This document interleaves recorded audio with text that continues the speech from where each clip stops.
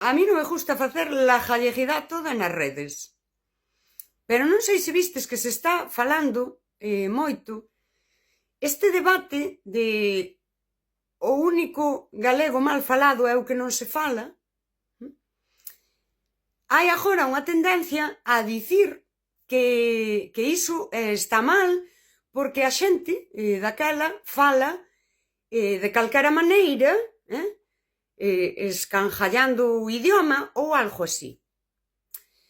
Xusto nestes días de atrás, un grande influente que é un fenómeno, que di moitos anglicismos por outro lado, bueno, en fin, non vou criticalo, non por respeto extremo nin nada, porque, ois, estamos aí e poden nos criticar.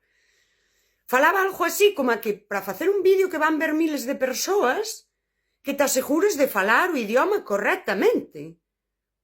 O seja, é que me parece un nivel iso de someterte ao poder é isto, e hai unha contradición tan grande e que hoxe xusto tamén vin por aí nun sitio onde alguén que opinaba disto se lle pedía como que quen acreditou a súa profesionalidade. Ollo aí. Agora, para falar e opinar do uso político da cultura común, parece que teñas que acreditar un título ou unha profesionalidade.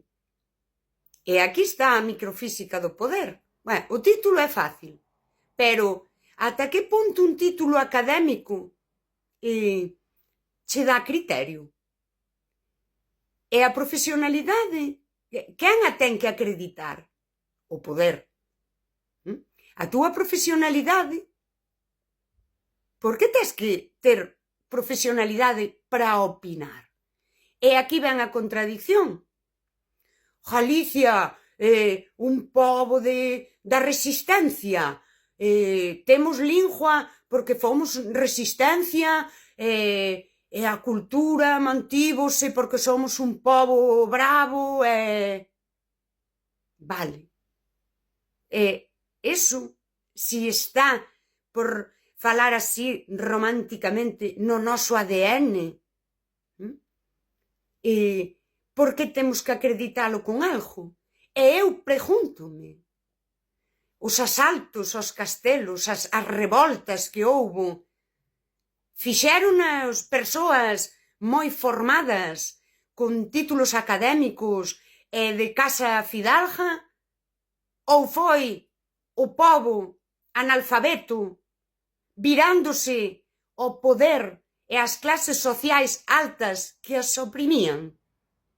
Faltanvos 2 saltos de pulga para dicir que unha oligarquía é a forma de goberno perfecta para este noso país.